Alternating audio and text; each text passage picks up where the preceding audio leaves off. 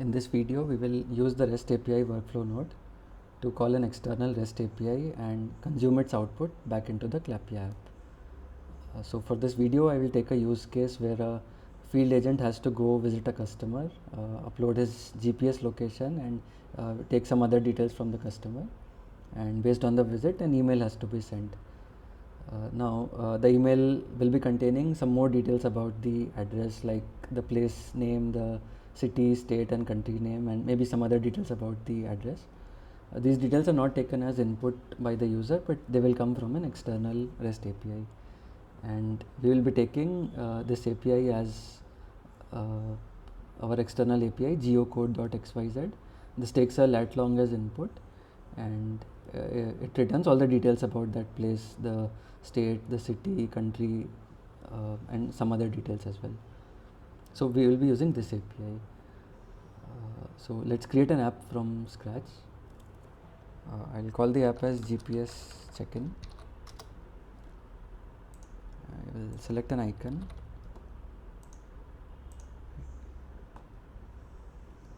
And let's add one section about the location or maybe the visit details.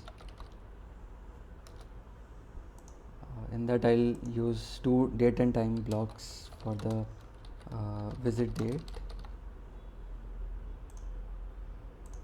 I'll default it to current date and the user cannot change it. Same thing I'll do with the time selector block. It will default to the current time and user cannot change it. Then we will add the GPS location block. This is a required field and it will default to the current location, and again user cannot change it. Then we'll add some details about the customer, maybe just two fields for now: customer name and email address.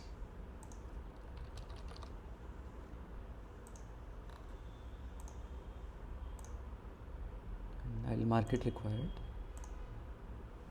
Right.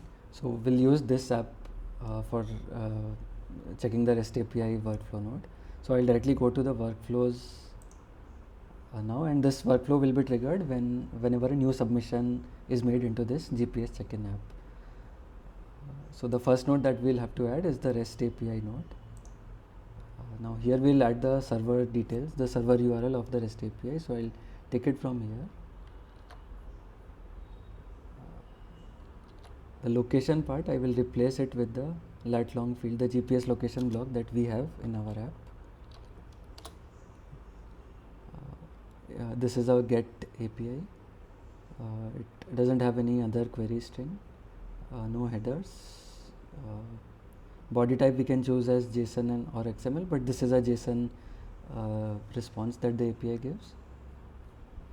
Now we'll have to add the field mapping, the field response mapping. So whatever outputs we want to consume from the API, those things we will list here. For example, we will be needing the state name. So I will add state here, then maybe the city name,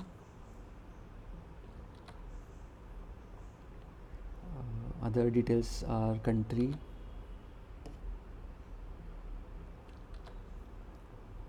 then the street address,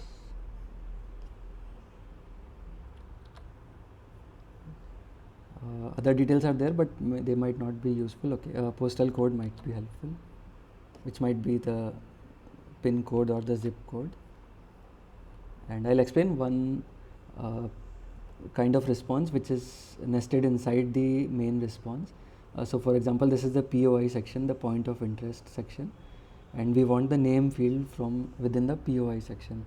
So I will call this, I'll add one more attribute which is POI name, and we'll have to use a JSON path query here.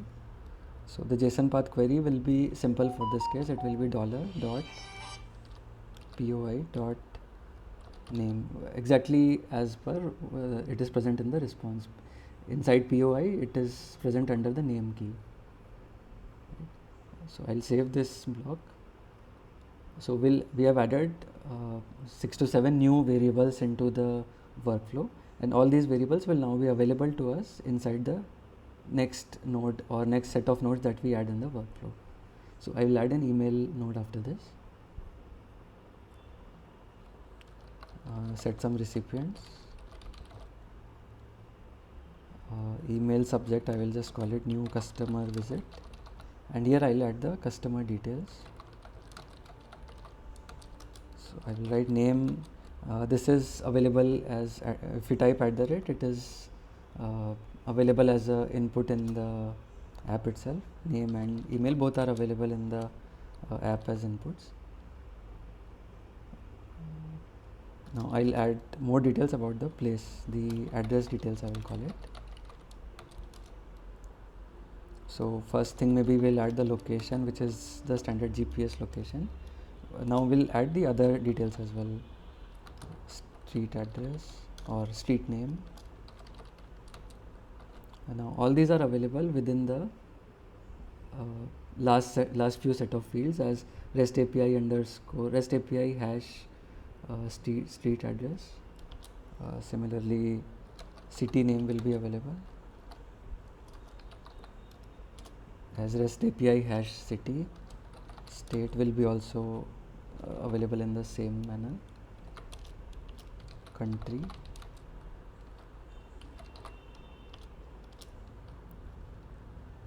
And the zip code. Right, so we'll add these details in the email